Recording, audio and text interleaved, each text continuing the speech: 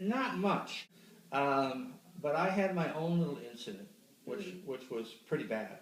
I was quite small. I was about 6 years old.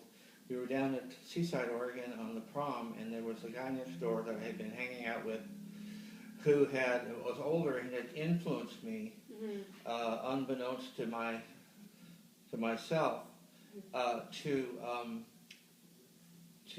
do something that I never should have done, and I had no idea what I was doing.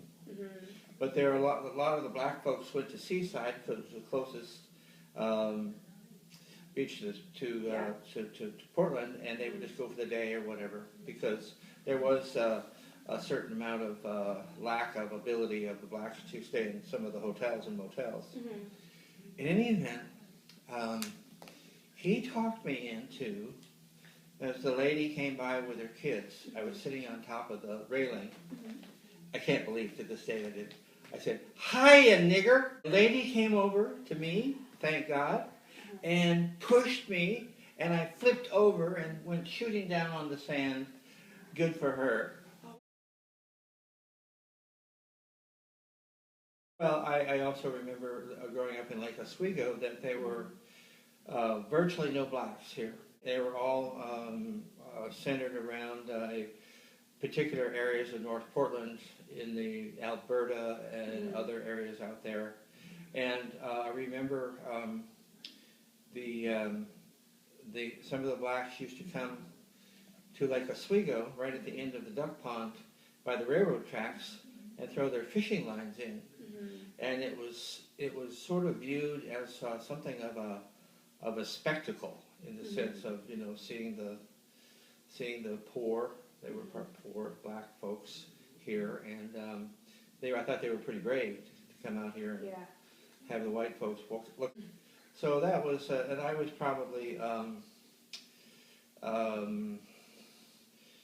6, 7, 8 years old when I definitely had an awareness of the prejudice against blacks.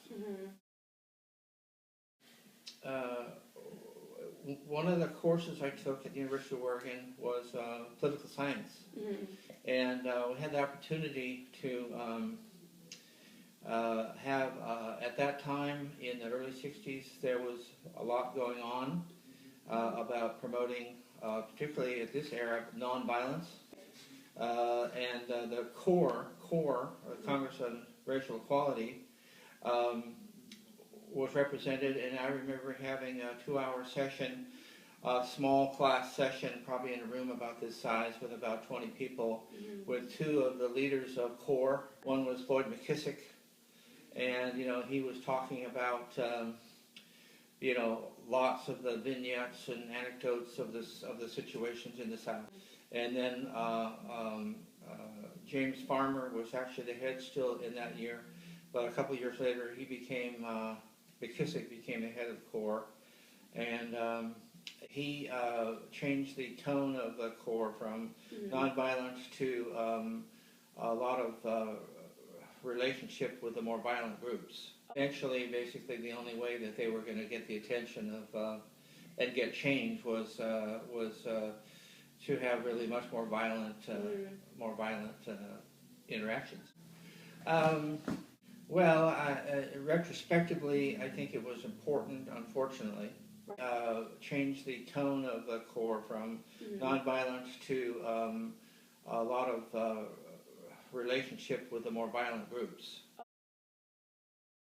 George Wallace, yes, he was a prime character of the whole specter of the racial movement.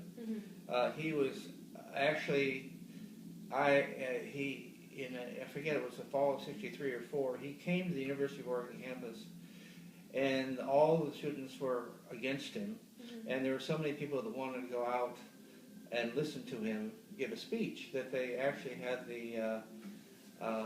had it outside, even though the weather wasn't good, in Hayward Field, the football field, rather than inside in MacArthur Court.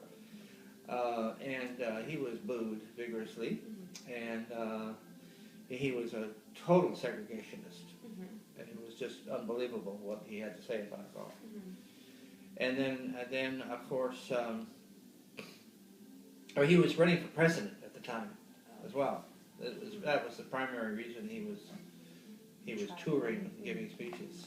And he did have a following, there was no doubt about it, because there was a latent group of racial prejudiced people everywhere. Yeah. But of course not enough to Yeah. make him, he did have some impact, but I know that he made some very very strong kind of finger waving remarks about how segregation was the only way, and the blacks just simply we just simply couldn't integrate with them. They're so different, they're so inferior that there's just not going to happen. Right. This is our culture for 100 years. So even after the Emancipation Proclamation and the Civil War, nothing really happened. No, nothing. Slaves were still sort of slaves, and there wasn't a great deal of progress for a really long time. And so, he said, that's our culture, 100 years of culture. Yeah. Can't change it.